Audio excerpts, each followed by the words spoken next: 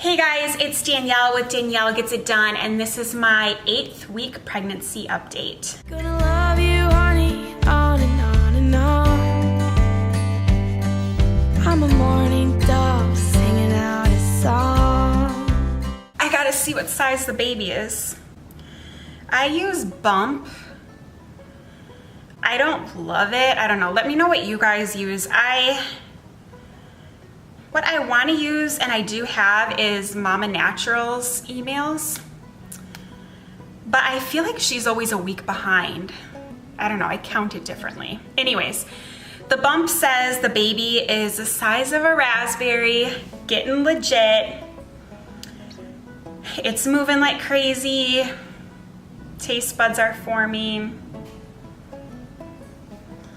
Still looking a little alienish, but much better than weeks 3 and 4. Okay, week 8 was not a good week at all. Not good. I'll give my disclaimer. I'm so grateful to be pregnant. I feel like it's such an honor and privilege. I'm trying to enjoy the process, but I also want to be real, and this was horrible. This was a horrible week. Kind of in many categories. So physically, I think it's safe to say I threw up at least 3 times a day, every single day this week. Just all the time. But I guess this is good, but it's kind of, I don't know. So I'm still eating. I feel horrible. I vomit.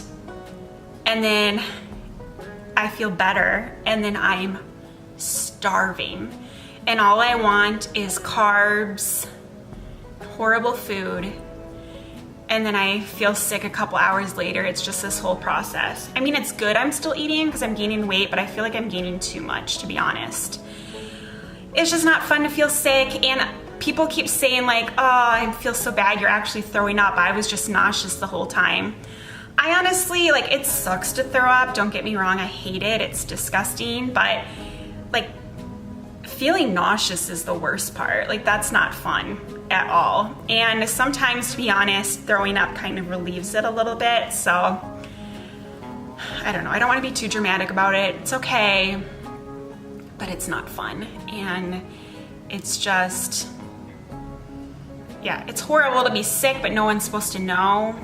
I don't know. It's not fun. I am so tired. I go to work, I do my best, I come home, and all I want to do is be in bed.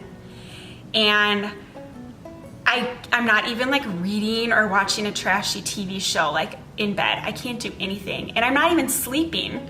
Like, I'm going to sleep early, but all I want to do and all I can do is lay in bed and just be still.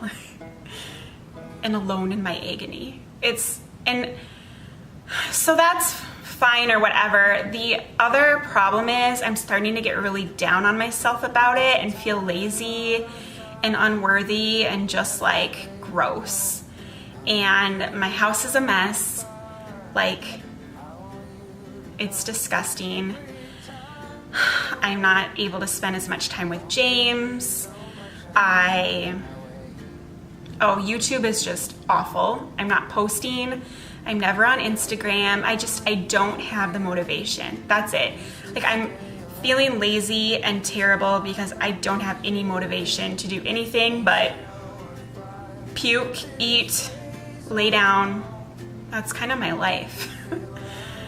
I feel like this is such a complaining video, but the other thing, and I don't think I mentioned this before, and if I didn't, I'm sorry, I should have, but I have restless leg syndrome, and that's really common in pregnancy. I had it with James, but not till the 3rd trimester. I don't think it's that common to have this early. Let me know if you ever had it this early. It honestly started week 5, so really early. And if I had to choose between having nausea or restless leg syndrome, that would be a really difficult choice. It is horrible.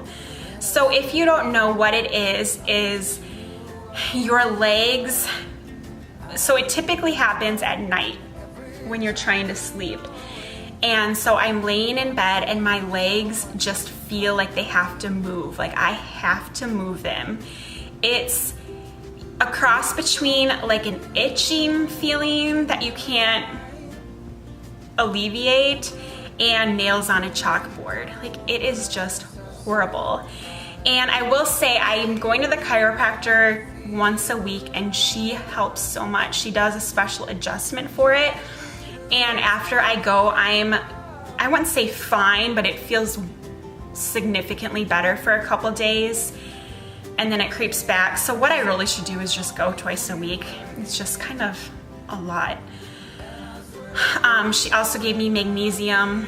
That's supposed to help, but it's again, don't want to be too dramatic, but when you're so tired, but you can't sleep because your legs feel like they need to go for a jog, it's just a horrible feeling. Okay.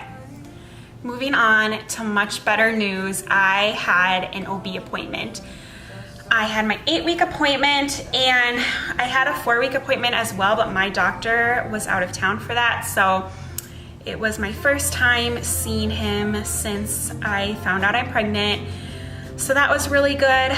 I had an emergency C-section with James and I really am hoping for a VBAC with this baby, which is vaginal birth after cesarean.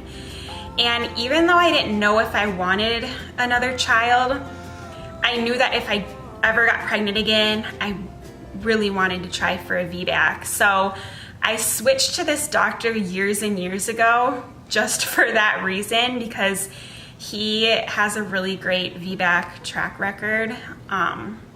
He's just really supportive and makes decisions based on evidence. And yeah, so that's just my personal preference. I totally support people who choose a repeat C-section, but for me and my situation, I think this is the safest route for me.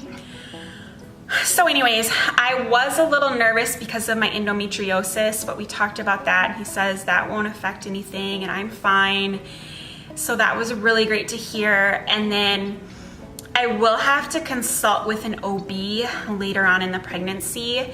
He's family practice. So here in Minnesota, if you VBAC with a family practice doctor, it's required that you meet with an OB to get his or her blessing. So I will have to do that in the future. I'm not terribly worried. He gets to pick the OB, so he'll pick someone like-minded who is supportive of VBAC, and of course they'll still look at everything and make a safe decision. So anyways, that was just good. I did blood work, and unfortunately, since it is family practice, they don't have ultrasound machines at the doctor's office, so they farm that out, but I did get in that same day. So I went back to work for a couple hours and then had another appointment to get my ultrasound, and I was nervous. I shouldn't have been. You know, if you're pregnant and not sick at all, that's totally fine and that doesn't mean anything's wrong, but since I am so sick, you know, it kind of points to my hormones are different and changing. And so rationally, I was pretty sure that the baby was okay, but I don't know, it's always nerve-wracking. So everything looked good. The embryo is in the uterus. It is the correct size for 8 weeks. The heartbeat was really easy to see. I even saw it with James. I was like pretending to see it, but I didn't really understand what they were saying. But it was 160, so a really good rate for an 8-week-old embryo.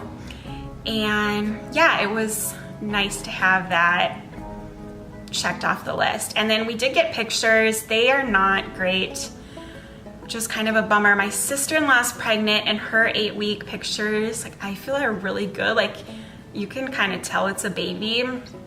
Mine are just blobs, so I think my machine was a lot older than hers, but that's okay. So it was a hard week, but having that appointment was like, I'm really glad that happened in a hard week because I needed something like good to happen, and it just makes it all worth it to see that heartbeat and to see that blob. And I'm trying to be authentic and tell you that I feel like, but I'm at the same time so grateful and humbled and excited, and I know it's gonna be okay, and this is temporary. So that is everything.